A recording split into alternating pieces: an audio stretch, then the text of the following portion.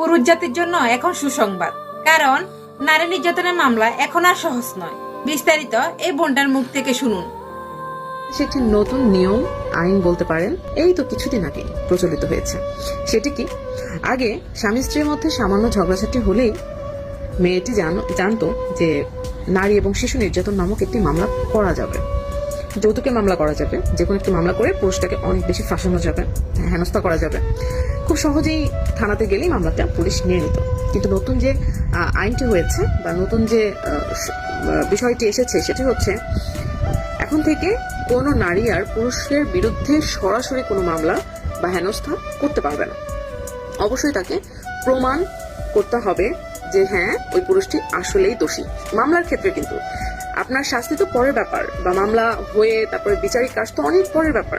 মামলাটা করার ব্যাপারেই এই বিষয়টি কিন্তু বাংলাদেশে চালু হয়েছে। একটা মানুষ সহজেই থানায় গিয়ে বলতে পারবেন আমার হাজবেন্ড আমাকে মেরেছে, আপনাকে এখন একটা মামলা করে দিতে হবে, অথবা আমার হাজবেন্ড যৌতুক চেয়েছে মামলা করে দিতে হবে। সাথে সাথে পুলিশ হয়তো করে দিত, বা যে কোনো থানা তাকে সাহায্য করতো। অবশ্যই নারী এবং শিশু বিষয়ক যে মামলা আইনটি রয়েছে, সেই আইনের ভিত্তিতে কিন্তু নারীটা এই সুযোগটা পেত।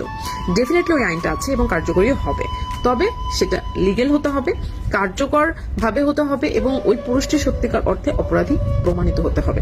সবচেয়ে মজার ব্যাপারটি হচ্ছে, মামলা করতে হলেই সেই প্রমাণ কিছুটা দাখিল থানাতেই করতে হবে, এবং পুলিশ সেটা ভেরিফাই করবে যে সঠিক কিনা, মহিলাটি ঠিক বলছে কিনা। সেটার জন্য পুলিশ যা যা করা দরকার করবে, এবং যে নারী ওই মামলাটি করতে যাবে তাকেও নানান রকম ভাবে অবশ্যই প্রমাণ করতে হবে যে হ্যাঁ, পুরুষটি অপরাধী। যদি প্রাথমিক অপরাধ প্রমাণ হয় তবেই মামলা গ্রহণযোগ্য হবে, অন্যথায় হবে না। প্রথমে পুলিশ যাবে, তাদের দুজনের সাথে কথা বলবে, তাদের দুজনের মধ্যে প্রবলেমটা শুনবে এবং যাচাই বাছাই হবে যে আদৌ দোষী কি না। এটা আমার কাছে খুব ভালো লেগেছে যে দুপক্ষের কথা শোনা হবে।